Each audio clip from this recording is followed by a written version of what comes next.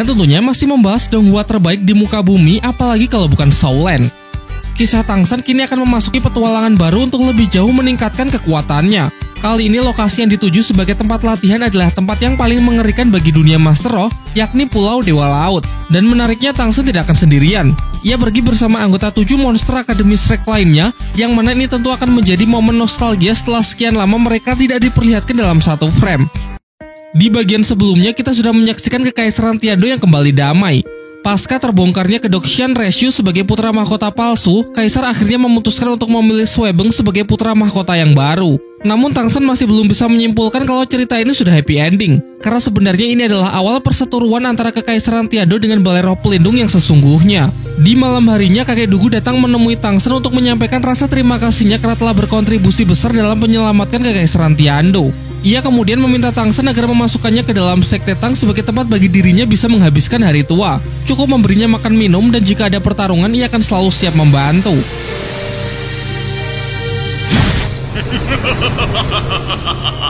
Keesokan paginya, Tangsan menjelaskan rencana ia selanjutnya kepada Master Xiao. Ia akan kembali ke sekte Haotian untuk menyampaikan situasi dunia Daoluo saat ini. Serta ia akan mengajak Dewa Pandai Besi Lao Gao agar Paman Tang Xiao bisa membantunya dalam proses pembuatan senjata rahasia tingkat tinggi. Selain itu, pertarungan terakhirnya melawan Xian Renshu membuat Tangsan sadar bahwa ia masih sangat lemah, sehingga ia berencana untuk menghabiskan lebih banyak waktu untuk berlatih di sekte Haotian. Namun untuk rencana terakhir, Master Xiao kurang setuju. Ia lebih merekomendasikan agar Tangsan berlatih di tempat lain, sebuah tempat yang sangat berbahaya tapi akan sangat berguna untuk meningkatkan kemampuan dengan cepat, dan tempat yang dimaksud bernama Pulau Dewa Laut. Ia menjelaskan bahwa Pulau Dewa Laut adalah kepulauan para siluman roh. Jika Tangsan berhasil melewati ujian dan kembali dengan selamat, maka kemampuan di berbagai bidang pasti akan sangat meningkat. Master Xiao juga menceritakan kalau dahulu Balai Roh Pelindung pernah mengirim 2000 Master Roh ke sana untuk melakukan invasi. Namun misi tersebut gagal dan 2000 Master Roh yang dikirim tidak ada satupun yang kembali dengan selamat. Sehingga sejak saat itu Balai Roh Pelindung tidak pernah mau lagi berurusan dengan Pulau Dewa Laut. Hal ini sudah cukup membuktikan kalau Pulau Dewa Laut adalah tempat yang memang sangat mengerikan. Namun tentu Tangsan berniat untuk mengambil resiko tersebut, karena ia percaya bahwa tekanan yang semakin besar akan membuatnya lebih mudah untuk mengeluarkan potensi kekuatannya demi menghadapi Balai Roh Pelindung. Tetapi di sisi lain Tangsan memiliki keraguan karena jika ia pergi maka tidak akan bisa ikut rapat mengenai rencana Balai Roh Pelindung untuk melakukan pemilihan ulang 7 sekte besar. Menjawab hal itu, Master Xiao menjelaskan kalaupun Tangsan tetap tinggal juga akan sia-sia karena kekuatannya masih belum cukup untuk menandingi Balai Roh Pelindung, sehingga pilihan terbaik saat ini hanyalah meningkatkan kemampuan diri. Dan tidak perlu cemas mengingat kesepakatan kerjasama antara Kekaisaran Tiado dengan Kekaisaran Xingluo yang sudah mulai berlangsung. Menurutnya Balai Roh Pelindung untuk sementara tidak akan berani melakukan penyerangan. Pembicaraan pun ditutup dengan Master Xiao yang meminta agar Tangsan mengajak teman-temannya yang lain untuk bersama-sama pergi menuju Pulau Dewa Laut karena tempat tersebut sangat berbahaya sehingga dengan begitu mereka bisa saling menjaga satu sama lain. Pada sore harinya Tangsan meminta izin kepada para tetua di sekte Tang. Singkatnya mereka setuju dan Bai He meminta agar Tangsan juga mengajak Bai Chen Xiang berlatih di Pulau Dewa Laut supaya kemampuan diri dari cucunya tersebut juga bisa meningkat. Tetapi sebelum itu Tangsan ingin pergi ke sekte Haotian terlebih dahulu untuk menyelesaikan beberapa urusan. Ia berpamitan dengan Mang Hojun dan memintanya agar menjaga sekte selama ia belum kembali. Singkat cerita, Tangsan telah tiba di sekte Haotian dan menceritakan semuanya kepada Tang Xiao, terutama mengenai 4 sekte atribut tunggal yang kini telah kembali bersatu di dalam sekte buatannya, yaitu sekte Tang. Tang Xiao pun merasa senang mendengarnya, karena ia memang memiliki perasaan bersalah kepada 4 sekte atribut tunggal, sehingga dengan adanya sekte Tang setidaknya bisa menebus kesalahannya di masa lalu. Ia juga senang ketika tahu bahwa Tangsan kini sudah memenuhi salah satu syarat yang pernah diberikan tetua, yaitu mendapatkan cincin roh 100.000 tahun. Tangsan kemudian menjelaskan bahwa ia bersama teman-temannya akan pergi dalam waktu yang cukup lama untuk berlatih di suatu tempat yang bernama Pulau Dewa Laut. Mendengar itu membuat Tang Xiao begitu terkejut, karena tempat yang dimaksud Tangsan adalah tempat yang sangatlah berbahaya. Ia kemudian menceritakan bahwa dulu bersama Tang Hou ia juga pernah pergi ke sana. Bahkan jauh sebelum mereka, kakek Tangsan yang bernama Tang Qian dan mantan pemimpin Balai Roh Pelindung yang bernama Xian Daoliu juga pernah pergi ke Pulau Dewa Laut. Kala itu Tang Qian adalah seorang Master Roh level 99 dan Xian Daoliu adalah Master Roh level 98. Keduanya bisa dikatakan sebagai Master Roh terkuat di dataran Daoluo pada eranya. Namun meski begitu mereka dapat dikalahkan oleh Master Roh Pulau Dewa Laut yang bernama Bo Saihi. Faktanya secara level harusnya pertarungan tersebut bisa berjalan secara seimbang. Namun karena pertarungan berlangsung di Pulau Dewa Laut, Bo Saihi mendapatkan bantuan dari kekuatan laut sehingga membuatnya lebih unggul dari Tang Qian dan Xian Daoliu. Menurut Tang Xiao mungkin hanya Master Roh dengan level 100 lah yang bisa mengalahkan Bo Saihi. Meski sudah mendengar cerita yang sangat mengerikan, Tangsan tetap bertekad untuk pergi ke Pulau Dewa Laut. Ia berjanji pasti akan memenangkan ujian dan bisa kembali dengan selamat. Scene kemudian beralih memperlihatkan Mang Hojun dan Bai Qianxiang sedang latihan tanding melawan tim Oscar Ningrongrong di halaman Akademi Shrek. Diperlihatkan kalau Oscar sanggup mengimbangi kecepatan dari Bai Qianxiang berkat buff dari Ningrongrong. Ia juga menggunakan kemampuan sosis cloning untuk merilis skill rumput biru perak milik Tangsan. Ketika Bai Qianxiang berniat untuk menerobos pertahanan rumput biru perak, tiba-tiba Mang Hojun menyela untuk lebih dulu menyerang Oscar. Sontak hal itu membuat Bai Qianxiang marah karena ia menganggap kalau Mang Hojun telah merebut bagian terbaiknya. Ma Hongjun lalu mencoba menjelaskan bahwa ia lebih tahu mengenai karakteristik pertahanan rumput biru perak. Dan jika tadi ia membiarkan Bai Qianxiang terus menyerang Oscar, maka pasti akan sangat mudah terjebak. Rongrong pun juga membenarkan hal tersebut karena rumput biru perak milik Tangsan adalah tipe pengendali. Meski Bai Qianxiang sangat cepat, mustahil bisa meloloskan diri jika sudah terkena ikatan jaring laba-laba.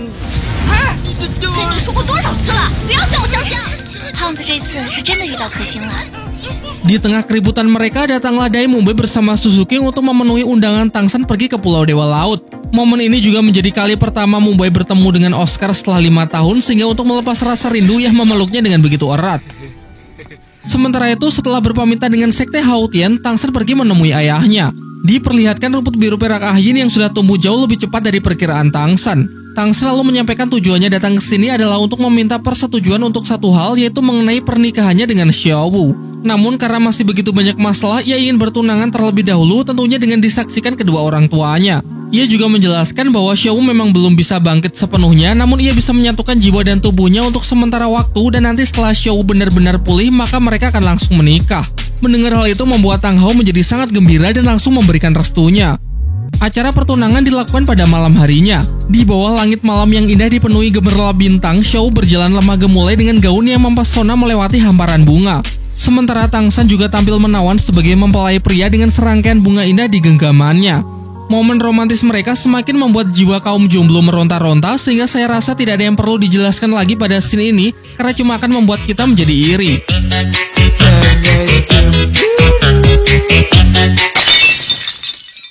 Keesokan paginya, terlihat para alumni Akademi Shrek sudah berkumpul menemui Master Xiao dan Chen Xing sang master pedang di halaman akademi. Kalau kalian lupa, Chen Xing kehilangan tangan kanannya saat insiden penyerangan Sekte Cahaya Kibau oleh Balai Roh Pelindung. Kala itu sendirian ia bertarung melawan 5 master bertitel Daoluo demi mempertahankan sekte.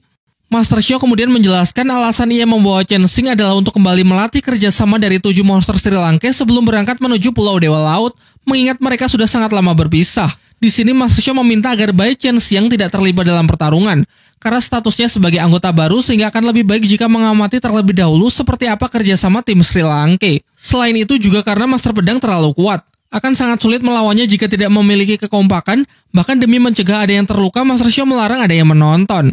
Ketika pertarungan akan dimulai, Tangsan tiba tepat waktu dan langsung masuk ke arena untuk mengikuti latihan melawan Master Pedang.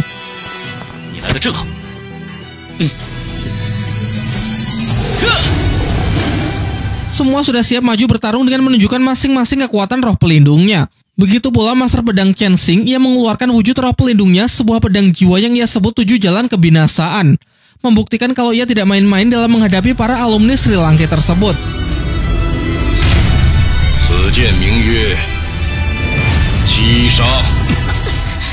Sebagai permulaan, Tangsan mengaktifkan medan rumput biru perak dan medan dewa pembunuh secara bersamaan. Di lini depan diisi oleh Suking, Mumbai, dan Oscar sebagai divisi penyerang utama. Suking maju terlebih dahulu dengan kecepatan tinggi, dilanjutkan Mumbai, Oscar, Mang Hojun menggunakan kombinasi serangan beruntun dengan bantuan buff dari Ningrongrong.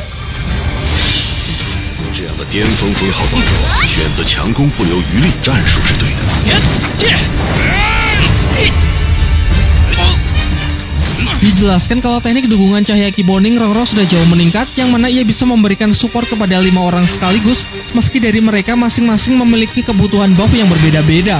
Namun sayangnya kombinasi mereka masih belum cukup kuat untuk memberikan Master Pedang serangan yang berarti. Malah sebaliknya, hanya dengan ledakan aura saja sudah membuat mereka terhempas.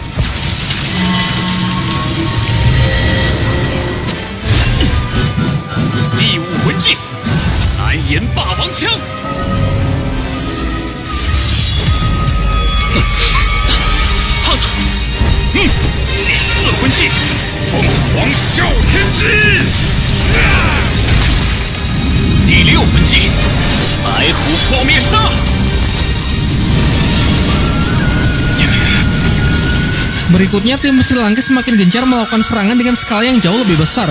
Tetapi anehnya Master Pedang nampak tidak menghindar sedikit pun.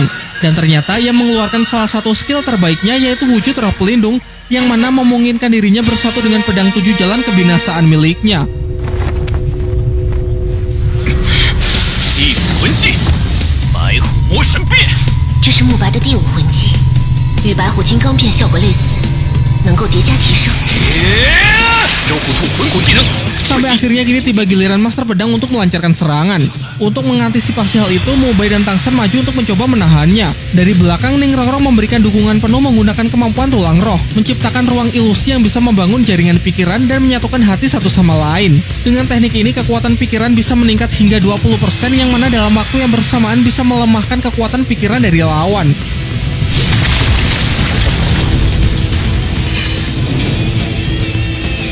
这是一切技能都是虚幻的，看清楚了。我杀神领域的杀气充满了暴力与冰冷，可剑斗罗的杀气却浩然博大。也许这是杀神领域的另一条路线。九宝有名，5月功，6月增。一起上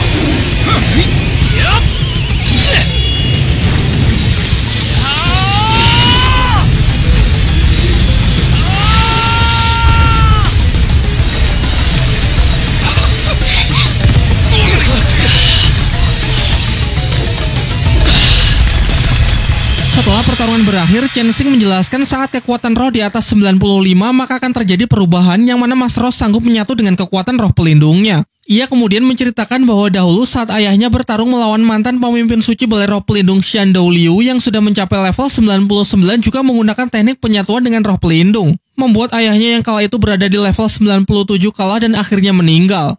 Jadi kesimpulannya, meski teknik roh penting, namun peningkatan level kekuatan roh menurutnya akan jauh lebih penting. Pada malam harinya, Tangsan datang ke istana untuk memenuhi undangan dari sang kaisar. Ia terlihat terkejut ketika Suebong berlutut memberinya hormat. Suebong lalu menyampaikan rasa terima kasihnya kepada Tangsan yang sudah rela berjuang dan berkontribusi sangat besar kepada kekaisaran Tiandou. Sang kaisar kemudian meminta agar Tangsan bersedia menjadi guru dari putra mahkota dan berharap bahwa kelak Tangsan bisa membimbingnya ke arah yang benar. Selain menjadikan Tangsan sebagai guru dari putra mahkota, ia juga akan menjadikannya bagian dari keluarga kekaisaran Tiandou dengan gelar Kaisar Palu Biru Perak.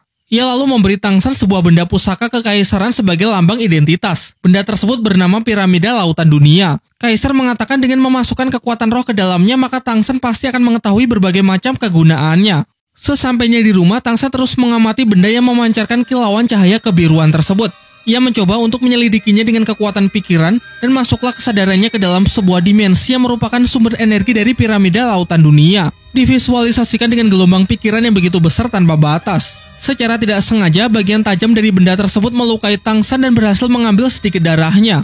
Setelah itu, di luar kita diperlihatkan sesosok entitas yang keluar dari Piramida Lautan Dunia. Makhluk itu mengatakan setelah sekian lama, akhirnya ia menemukan seseorang yang bisa mewarisi kekuatan lautan.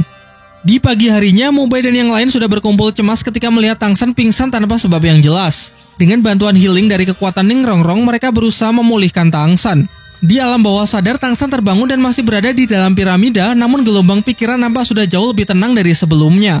Dia lalu teringat dengan ucapan sang kaisar yang mengatakan kalau ia harus memasukkan kekuatan roh agar lebih memahami karakteristik dari benda tersebut. Sesaat setelah memasukkan kekuatan rohnya, terjadi sebuah ledakan energi yang membuatnya kembali tersadar, kemudian menjelaskan kepada teman-temannya kalau ia baik-baik saja. Ia lalu juga memperlihatkan benda pusaka yang ia dapat dari sang kaisar dan sekarang akan menunjukkan beberapa kemampuan dari benda tersebut. Skill pertama disebut dengan perlindungan lautan dunia. Piramida akan membesar untuk mengisolasi orang-orang yang diinginkan dan orang-orang yang berada di luar tidak akan bisa mendeteksinya.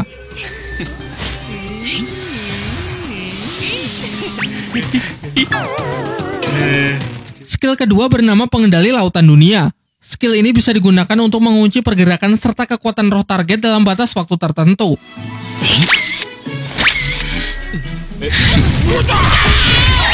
Sebenarnya masih ada skill ketiga yang bernama gelombang lautan dunia dan skill keempat yang bernama pembasmi iblis lautan dunia. Namun Tangsan mengatakan belum bisa menunjukkannya karena ia masih perlu mempelajarinya lebih lanjut. Yang jelas benda pusaka tersebut pasti akan sangat berguna nanti baik saat dalam perjalanan maupun ketika sudah sampai di Pulau Dewa Laut.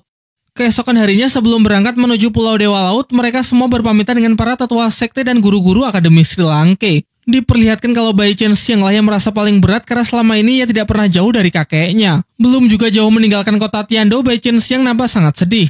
Wajar saja sih mengingat kelompok 7 monster Sri Lanka baginya masih orang asing. Ma Hongjun yang mencoba untuk menghiburnya justru kena marah karena mungkin ia tidak terlalu pintar dalam membaca situasi.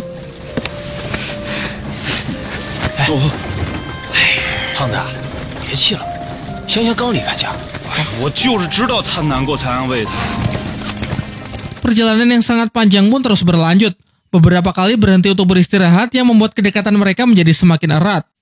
Singkat cerita, pada suatu malam mereka melintasi wilayah pemukiman yang mencurigakan. Beberapa alat pertanian masih tertinggal di ladang namun tidak terlihat satu orang pun. Bai Qianxiang kemudian menawarkan dirinya untuk mengecek lebih jauh. Mengingat ia adalah Mas Ro yang sangat ahli dalam memata-matai, Tang San pun mengizinkannya sambil memberikan senjata rahasia untuk berjaga-jaga. Memasuki kawasan desa lebih dalam, suasana semakin terasa aneh karena sama sekali tidak ada tanda-tanda kehidupan manusia. Ketika ia tengah melakukan investigasi, tiba-tiba seorang anak kecil berlari sambil menangis untuk meminta perlindungan. Namun tak lama setelah itu dari atap rumah turun sesosok manusia serigala dan langsung menyerang mereka. Ma Hongjun yang mendengar suara ledakan dari arah Qianxiang langsung bereaksi terbang menuju lokasi. Tang San memerintahkan yang lain agar tetap di sini untuk menjaga Xiao Wu, sementara ia dan Mu Bai akan pergi menyusul Ma Hongjun demi menyelesaikan masalah di desa. Sebelum pergi, ia menggunakan skill perlindungan piramida lautan dunia untuk melindungi mereka yang tetap tinggal. Setelah sampai, mereka melihat sesosok manusia serigala yang sedang menyeret korbannya.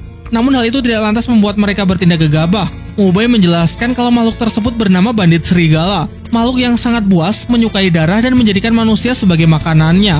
Dalam sejarahnya, bandit serigala merupakan hasil kawin silang antara manusia dengan siluman roh jenis serigala badai iblis. Membuat makhluk ini mewarisi kecerdasan manusia dan kekuatan siluman. Bahkan dijelaskan kalau kekuatan 500 bandit serigala saja sanggup mengalahkan sebuah pasukan yang berisi puluhan ribu prajurit terlatih. Pada waktu yang bersamaan, sekelompok bandit serigala ternyata sudah berhasil menangkap Bai Qianxiang dan siap untuk membunuhnya. Ma Hongjun yang mengetahuinya sudah tidak bisa menahan diri lagi.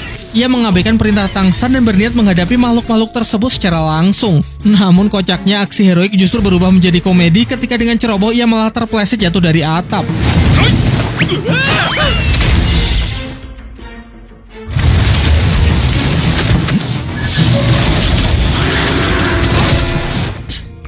Untung saja Tang San dan Mu Bai lekas menghandle situasi dan berhasil menyelamatkan Qianxiang. Akan tetapi tentu saja ini masih belum berakhir karena seekor bandit serigala yang lolos meraung dengan nyaring untuk memanggil seluruh teman-temannya.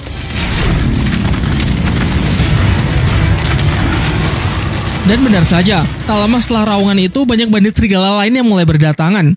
Tang San memerintahkan Qianxiang pergi terlebih dahulu untuk membawa warga ke tempat yang aman, sedangkan ia, Mu Bai dan Ma Hongjun akan berusaha menahan bandit-bandit serigala tersebut. Namun sayangnya masih ada sebagian bandit serigala yang mencoba mengejar Qianxiang. 你们先走，我来拖住他们。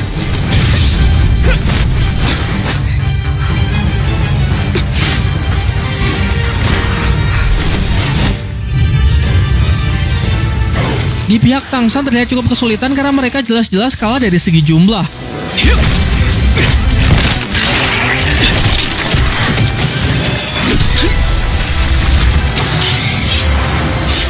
从空中攻击，好，点一魂技，风火火势。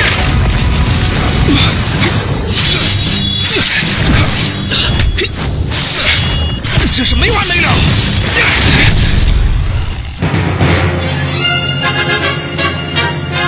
Dan tak lama setelah itu datang si ketua bandit yang membawa Qianxiang sebagai sandera. Ia mengatakan agar Tang San dan kedua temannya menyerahkan diri jika ingin nyawa gadis tersebut selamat. Untuk mengatasi situasi ini, Tang San berpura-pura menyerah sambil meminta Ma Hongjun supaya bersiap menyelamatkan Qianxiang setelah ia memberikan sinyal.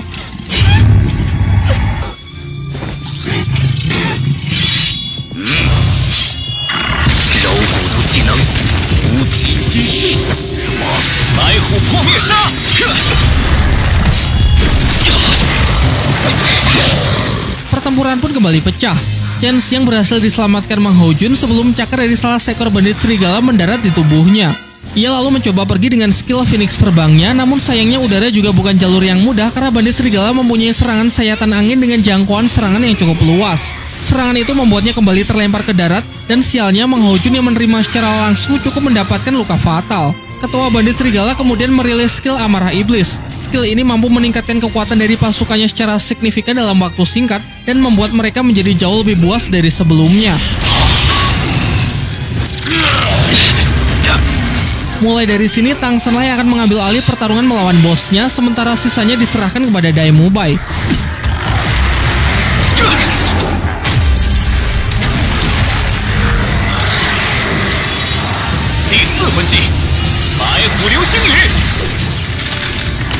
Mubai berhasil memukul jatuh belasan bandit serigala dengan skill Meteor Harimau Putih, namun di mode amarah ini mereka seakan tidak merasakan rasa sakit dan bisa pulih dengan begitu cepat.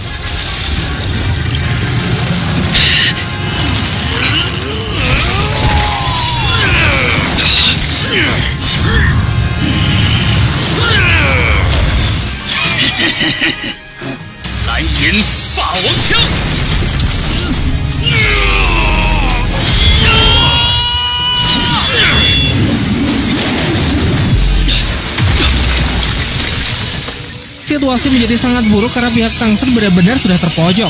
Untung saja di puncak pertarungan Tang Shen merilis salah satu skill rahasia dari Sekte Tang. Teknik ke-6 ini bernama teknik ratusan senjata rahasia serangan 1001 malam.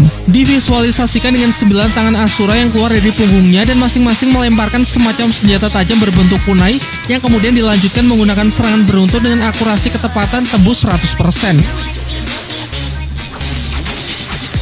Ia mengklaim serangan ini nyaris mustahil dihindari tanpa adanya skill teleportasi karena dalam sejarah Sekte Tang, begitu teknik 1001 malam dirilis belum ada yang sanggup meloloskan diri. Dan benar saja, setelah rentetan serangan tersebut seluruh bandit serigala berhasil dikalahkan.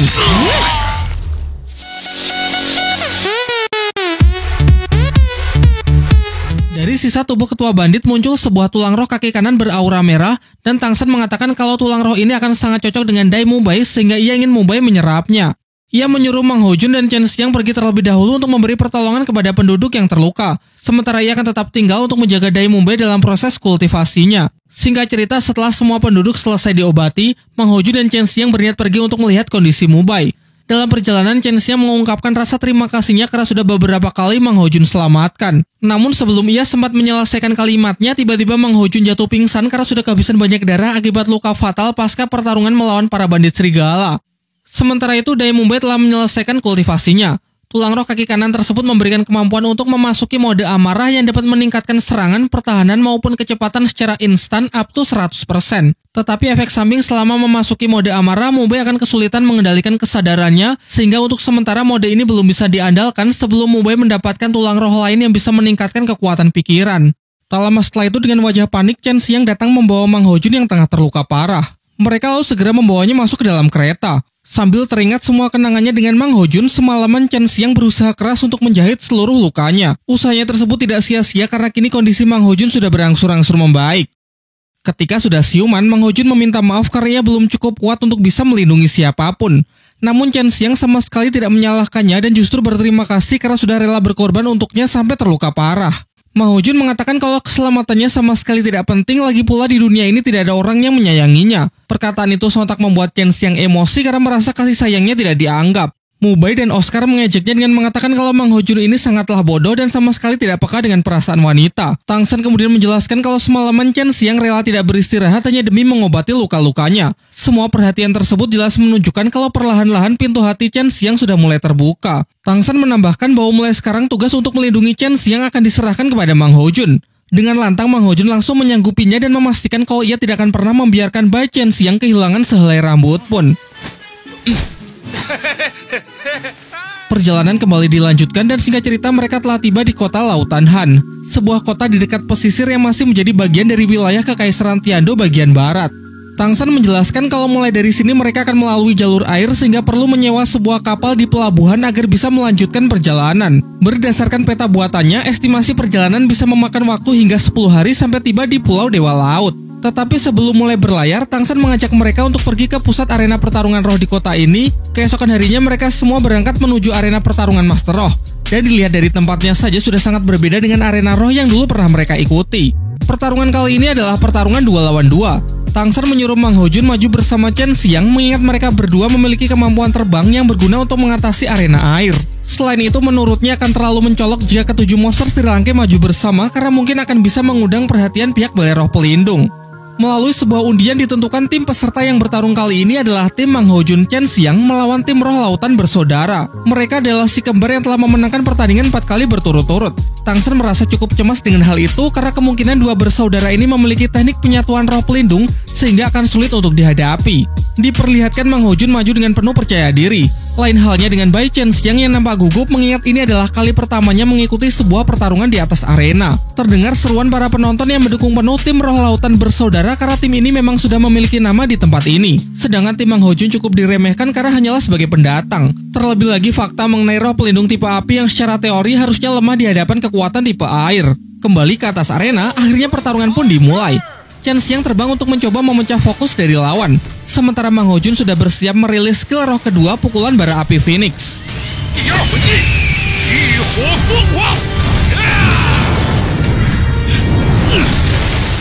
Serangannya tersebut kemudian dibalas dengan teknik kombinasi dari skill roh ketiga pukulan ombak.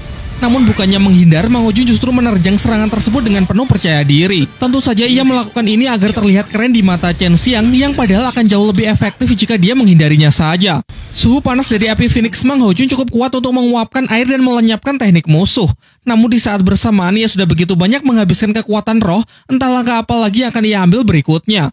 Kesempatan ini dimanfaatkan musuh untuk melancarkan serangan balasan sebelum Mang Ho Jun bisa memulihkan kekuatannya. Mereka berdua langsung merilis skill terkuatnya yaitu skill kelima panah hujan roh iblis. Dan dijelaskan bahwa skill ini memang sangat cocok untuk menghadapi Master Roh tipe udara. Situasi cemas mulai terlihat di pihak Tang Shen mengingat dari awal Mang Ho Jun sudah kehilangan banyak kekuatan roh, jadi kemungkinan ia tidak akan bisa bertahan lebih lama lagi. Di sini Mang Ho Jun ingin merilis skill roh kelimanya, namun serangan musuh yang begitu cepat dan kuat tidak memberinya kesempatan untuk bisa mengumpulkan kekuatan. Sementara itu Chen Xiang dengan kecepatan manuvernya mencoba menerobos serangan tersebut. Namun jika niatnya ingin mematahkan teknik lawan, sepertinya akan mustahil karena ia tidak memiliki damage serangan yang cukup besar. Mang Ho Jun menyadari kalau ini adalah kesempatan yang diberikan Chen Xiang agar ia bisa mengumpulkan kekuatan sehingga ia pun segera bersiap merilis skill roh kelima hujan meteor Phoenix.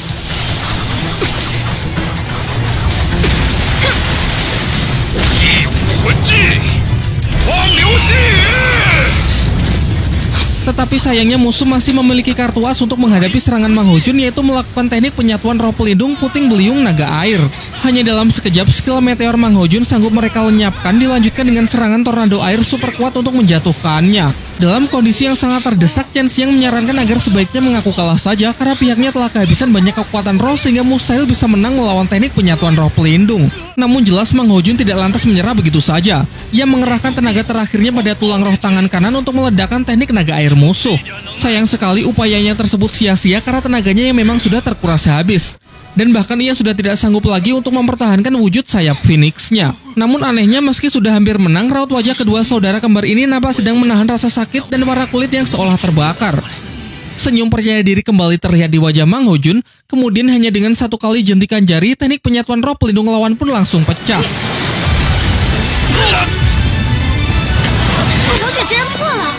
Sontak kejadian ini membuat semua yang menyaksikannya keheranan, termasuk teman-temannya sendiri. Setelah wasit menyatakan bahwa tim Mang Ho Jun Chen Xiang menjadi pemenangnya, Mang Ho Jun menghentikan tim medis yang sedang membawa musuhnya. Ia mengatakan kalau hanya dirinya lah yang bisa menyembuhkan luka mereka berdua, yaitu dengan menarik kembali kekuatan api Phoenix yang tadi sempat ia tanamkan di tubuh mereka. Lalu ia juga menjelaskan kepada teman-temannya apa yang sebenarnya telah terjadi di atas arena.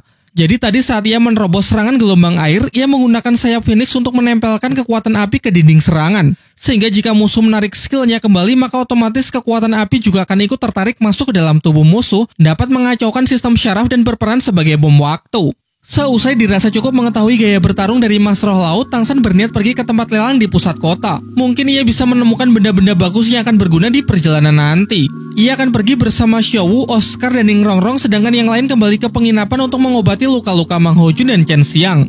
Di tempat lelang terdapat barang-barang bagus, dan Tang Shen menaruh perhatian pada barang lelang terakhir yaitu Bahterai Naga, sebuah kapal laut portable yang bisa dibawa kemana-mana karena ukurannya yang bisa mengecil dan membesar. Dijelaskan kalau kapal ini sangatlah kokoh yang sanggup menahan serangan dari para siluman roh laut usia ratusan tahun. Dan selain bisa berlayar di permukaan laut, ia juga bisa digunakan untuk menyelam. Menurut Tang Shen pasti akan sangat bagus jika dikombinasikan dengan piramida lautan dunia miliknya. Di penginapan, Mang Ho Jun menceritakan pengalaman bertarungnya melawan Master Roh Laut kepada Dai Mubai. Ia menjelaskan ketika para master roh laut bertarung di wilayah air, mereka dapat menghemat banyak kekuatan roh. Penggunaan tenaga yang begitu efisien membuat kekuatan mereka meningkat beberapa kali lipat. Di tengah penjelasannya, Tang San datang dan membenarkan perkataan Mang Hojun. Air adalah wilayah master roh laut sehingga kita harus cepat beradaptasi. Ia kemudian menunjukkan barang yang ia dapat dari tempat lelang dan menjelaskan kalau perjalanan akan dilanjutkan besok. Untuk pembagian tugas selama berlayar, Chen Xiang dan Mang Hojun akan bergantian menjadi pengawas dari udara. Dirinya, Mu Bai dan Su King harus terus menghemat tenaga agar siap bertarung kapanpun. Sementara Oscar dan Ning Rongrong pun juga harus bersiap memberikan dukungan setiap saat, terutama Oscar dengan sosis terbangnya ketika situasi sedang mendesak. Keesokan harinya mereka semua pergi ke pelabuhan untuk menyewa kapal, mengingat tak ada satupun dari mereka yang memiliki pengalaman berlayar sehingga akan sangat beresiko jika tanpa bimbingan orang yang sudah berpengalaman. Singkat cerita, mereka memilih sebuah kapal yang paling besar dan terlihat sangat kokoh. Sang kapten kapal bernama Haider yang langsung menyambut dengan baik kedatangan mereka. Tang San lalu menunjukkan peta untuk pergi menuju Pulau Dewa Laut, dan tanpa rasa keberatan, Haider pun dengan semangat bersedia untuk mengantarnya.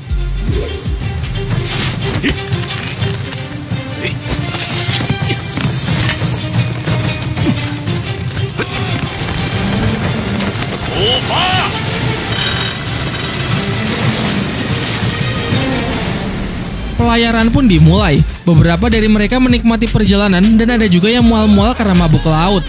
Tang San kemudian menanyakan kepada Kapten Haider bagaimana cara para pelaut menghadapi siluman roh. Haider menjelaskan kalau setiap badan kapal sudah dilapisi semacam obat.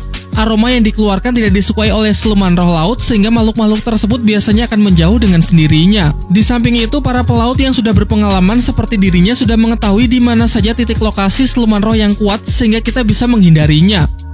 Sin kemudian beralih memperlihatkan langit malam yang begitu mempesona.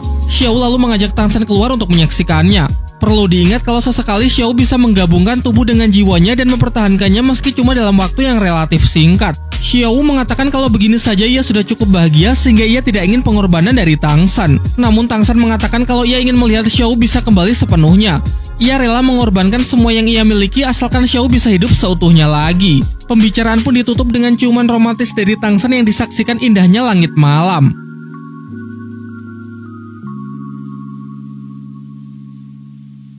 Oh my god! Wow! Di pagi harinya, Kapten Haider dan para kru kapal sudah menyiapkan sarapan lezat untuk Tang San beserta teman-temannya. Dengan lahap mereka menyantap hidangan tersebut tanpa menunjukkan sikap kecurigaannya sedikit pun. Selepas sarapan, semua berjalan normal dengan aktivitasnya masing-masing. Namun tak lama setelah itu, Kapten Haider bersama krunya menghampiri mereka dengan tatapan dan nada yang sinis. Dari sini akhirnya terungkap bahwa sebenarnya Kapten Haider ini adalah anggota kelompok bajak laut Mutiara Ungu, dan sejak awal ia sudah memiliki niat jahat untuk merampok rombongan Tang San. Pagi ini diam-diam ia telah memasukkan racun ke dalam makanan yang tadi dihidangkan kepada Tang San dan teman-temannya, lalu menunggu waktu yang tepat sampai racunnya bereaksi. Sekarang terlihat bahwa racun yang telah bereaksi membuat rombongan Tang San pusing dan jatuh pingsan. Namun ketika Haider merasa kalau sudah menang, ada yang aneh karena Xiao menjadi satu-satunya yang tidak pingsan. Tang San pun langsung bangkit lalu menjawab kalau Xiao terlalu polos untuk bisa bersandiwara seperti yang lain. Berkat kekuatan sosis penawar racun dari Oscar, racun murahan yang digunakan para bajak laut tersebut sama sekali tidak ada gunanya. Tang San kemudian juga menjelaskan kalau sebenarnya ia sudah menaruh kecurigaan sejak hari pertama. Ia memperhatikan para kru kapal laut yang bergerak dengan sangat leluasa, kekuatannya jelas bukan seperti manusia biasa, melainkan lebih mirip dengan seorang master roh. Serta dalam perjalanan pun diam-diam Tang San terus mengawasi gerak-gerik mereka yang sedang menyusun rencana untuk membunuh dan merampok rombongannya. Meskipun sekarang semua rencananya sudah terbongkar, Haider pun tidak lantas menyerah begitu saja. Dengan wilayah laut yang menjadi daerah kekuasaannya, kini dia berniat untuk menyerang rombongan Tang San secara langsung.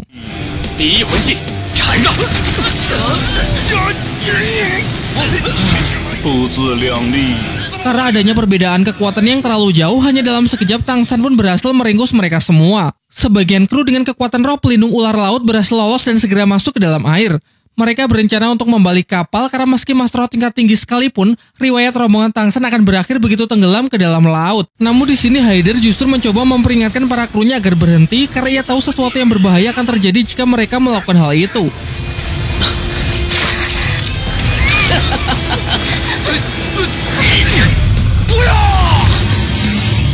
Dan benar saja, sebelum mereka sempat melancarkan aksinya, muncul para monster laut yang langsung menerkam mereka. Kemudian dijelaskan bahwa barang siapa yang memanfaatkan laut untuk berbuat kejahatan, maka pasti laut akan menghukum mereka. Sekarang hanya tersisa si Kapten Hyder. Ia meminta pengampunan dan mengatakan kalau mereka hanya melaksanakan perintah dari ketua bajak laut Mutiara Ungu. Pada malam harinya, Chen Xiang bertugas seperti biasanya. Mang Ho Jun kemudian menghampirinya, menyuruhnya agar beristirahat dan ia yang akan menggantikannya. Namun Chen Xiang menolak karena ini masih bagiannya untuk berjaga. Mereka berdua kemudian mulai mengobrol.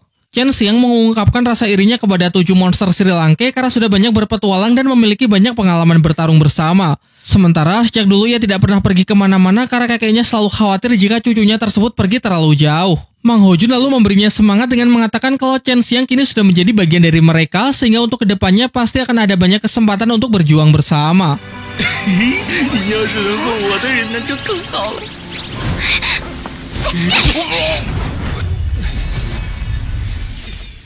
Di waktu yang bersamaan, Mubai menghampiri Tang San untuk menanyakan mengapa Hyder masih dipercaya untuk mengurus kapal. Tang San menjelaskan kalau ia tidak punya pilihan lain karena dari kita tidak ada yang menguasai navigasi pelayaran sehingga hanya bisa membiarkan Hyder membawa kapal menuju Pulau Dewa Laut. Namun ia berpesan agar tidak sedikit pun menurunkan kewaspadaan dan selalu mengawasi gerak-geriknya. Di sisi lain kita diperlihatkan Hyder yang masih dengan rencana liciknya.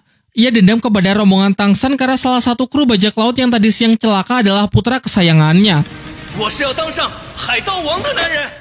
Secara diam-diam ia menjatuhkan bom ke dasar laut yang ia tahu bahwa ini adalah wilayah dari siluman roh Raja Paus Iblis Laut Dalam berusia ratusan ribu tahun. Ia berencana untuk mati bersama dengan memancing kemarahan dari makhluk tersebut supaya menyerang kapal. Tang San yang sedang berjaga langsung bisa menyadari kalau ada sebuah pergerakan di dalam air. Seketika ia bergerak cepat melumpuhkan Hyder dan menanyakan sebenarnya apa yang telah ia lakukan. Setelah tahu kalau ini adalah wilayah dari siluman roh ratusan ribu tahun, Tang San pun bergegas memutar kemudi agar bisa menghindari bentrokan.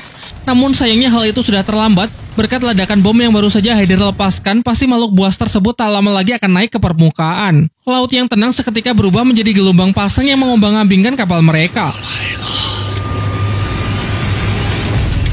Tang San pun segera memerintahkan Oscar untuk mengeluarkan sosis jamur terbang agar bisa melarikan diri lewat jalur udara karena tak lama lagi kapal mereka pasti akan tenggelam. Siluman roh Paus Iblis Laut Dalam akhirnya menampakkan wujudnya. Memiliki ukuran yang sangat besar dan tekanan kekuatan rohnya yang dilepaskan jauh lebih kuat jika dibandingkan dengan siluman kera Titan maupun banteng sanca ungu. Sepertinya makhluk ini cukup pintar. Ia membatasi pergerakan dari mangsanya dengan menciptakan sebuah medan berbentuk kubah lalu melancarkan ribuan serangan tombak es.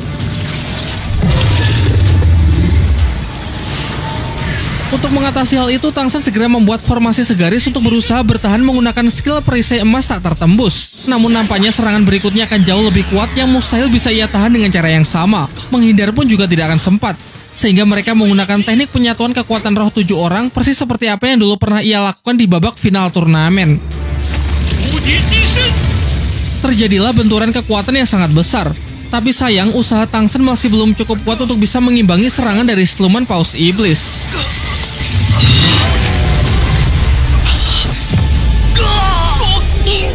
Sebelum siluman tersebut menghancurkan mereka, Tang San maju untuk mencoba mengambil alih pertempuran. Ia memerintahkan Oscar dan Mang Ho Jun agar membawa pergi semua orang keluar dari radius serangan, sementara ia akan berusaha menahan Paus Iblis semampunya.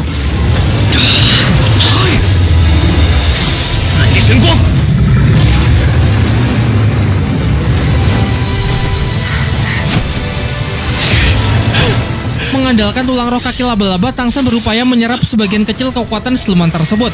Sang siluman yang merasa terganggu menyelam kembali masuk ke dalam air, berniat memaksa Tang San agar melepaskan cengkeramannya. Namun Tang San sekuat tenaga tetap berusaha bertahan meski desakan dari tekanan air mungkin bisa meremukkan tubuhnya.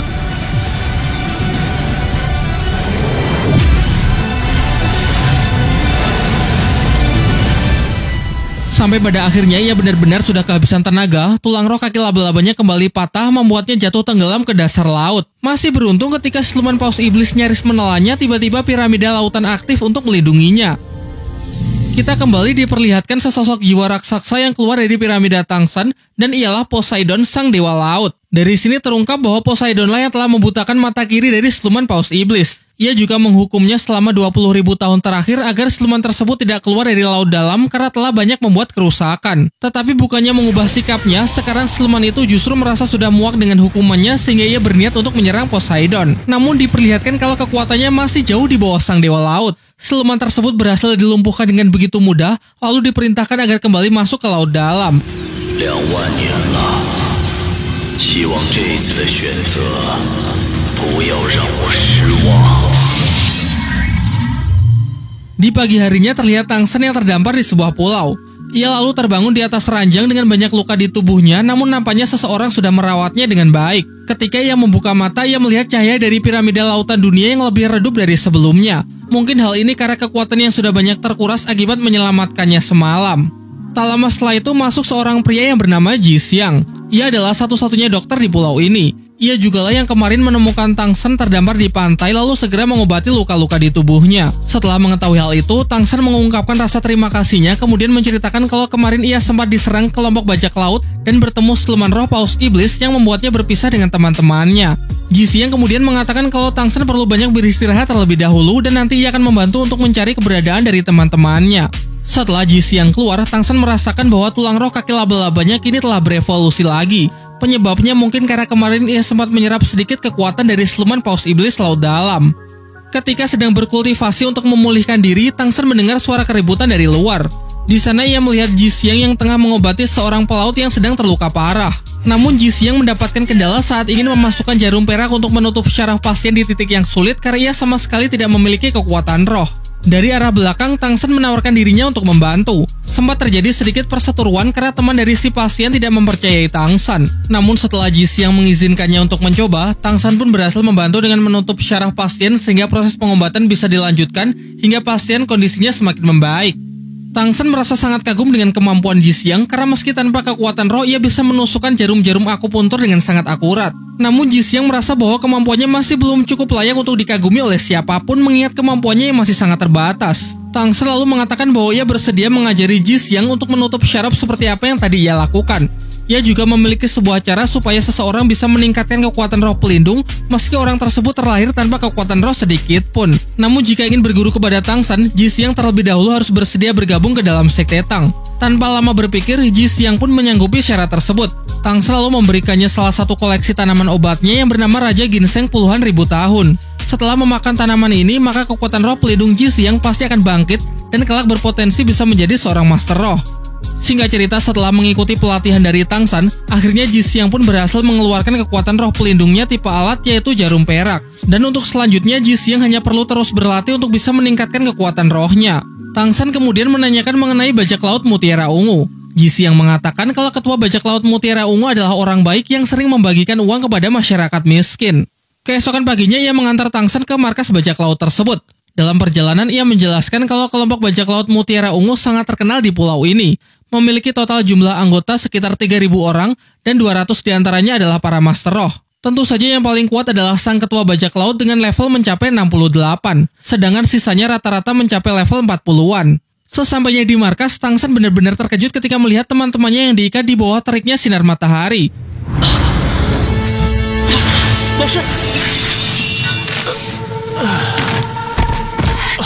Di dalam ia juga melihat bayangan Xiao yang nampak akan disakiti. Sontak ia pun langsung mengamuk berniat untuk membuat perhitungan dengan ketua bajak laut Mutiara Ungu. Ternyata si ketua bajak laut adalah seorang wanita yang diketahui bernama Zi Zhenzu. Menanggapi Tangsen yang mengacaukan tempatnya, ia langsung menyerang dengan merilis skill rohnya yaitu serangan ular laut.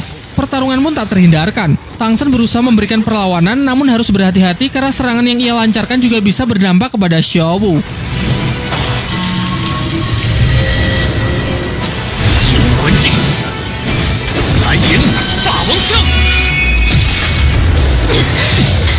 Merasa tidak akan menang duel kekuatan melawan Tangsen, Zhenzu lalu menjadikan Xiao Wu sebagai sandera agar Tangsen menghentikan serangannya. Di saat situasi semakin memanas, Mang Hojun masuk lalu dengan terbata-bata ia menjelaskan kalau Tangsen telah salah paham. Ketua bajak laut ini sama sekali tidak memiliki niat jahat dan justru sebaliknya dia ingin menolong mereka. Diceritakanlah pasca serangan siluman roh paus iblis. Mereka terombang-ambing di atas permukaan laut. Naasnya tak lama setelah itu mereka kembali bertemu dengan seekor siluman roh berusia puluhan ribu tahun.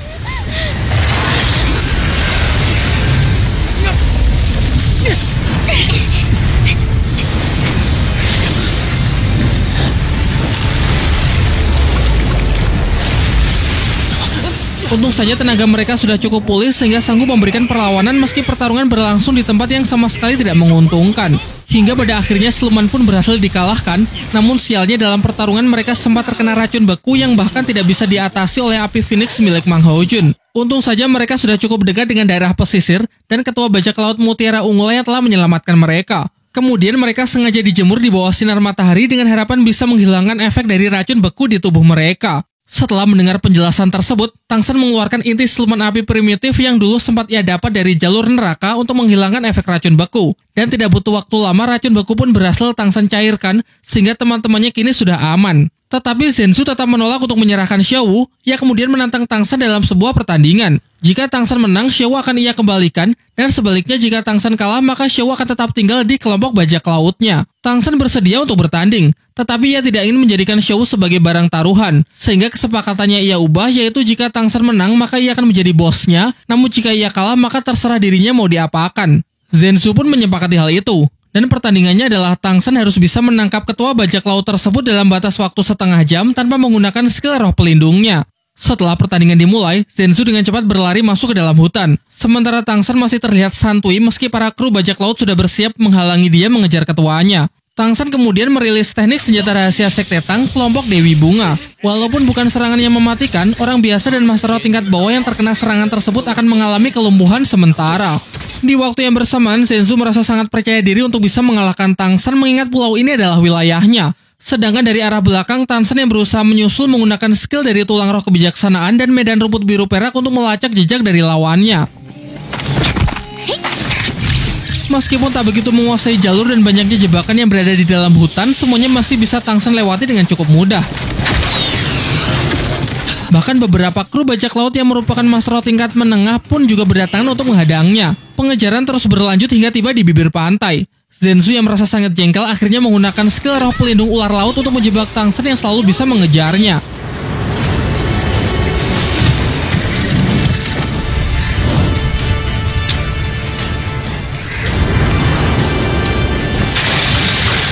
Sementara itu di markas bajak laut, para kru terlihat senang karena waktu sudah hampir habis, namun Tangsan belum juga kembali. Sampai tak lama setelah itu akhirnya Tangsan kembali tetapi dianggap kalah karena tidak berhasil menangkap ketua bajak laut mereka. Dan ternyata anggapan mereka salah karena Tangsan telah berhasil menangkap Zenzu lalu mengurungnya ke dalam piramida lautan miliknya.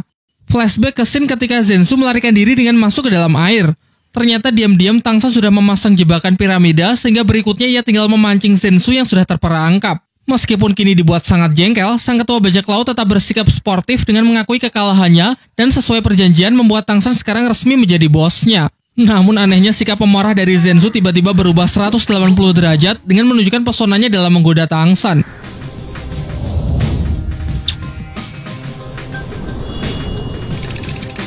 Untung saja iman Tangsan kuat ya, kalau yang lain nggak tahu dah.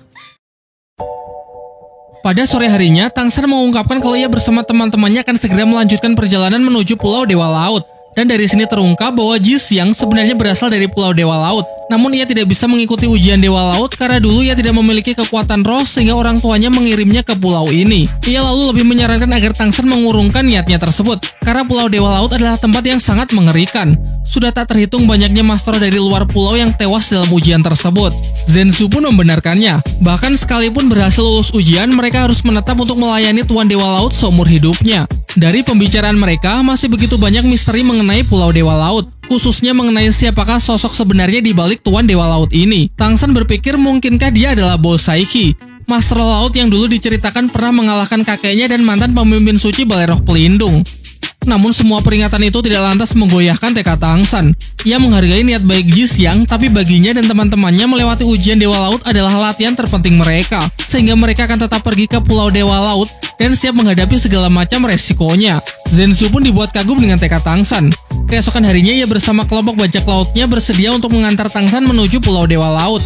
Namun Zenzu mengatakan kalau ia hanya bisa mengantar sampai di sini, ia khawatir jika lebih dekat lagi akan dianggap menyinggung Tuan Dewa Laut dan bisa membahayakan seluruh anggota bajak lautnya. Sebelum berpisah, ia memperingatkan Tangsan agar ekstra berhati-hati karena di sekeliling Pulau Dewa Laut terdapat banyak siluman roh hiu putih yang siap menyerang para pendatang.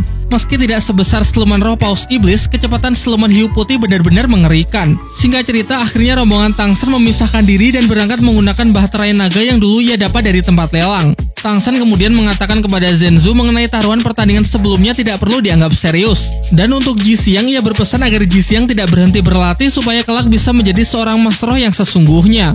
你一辈子都是我的老大。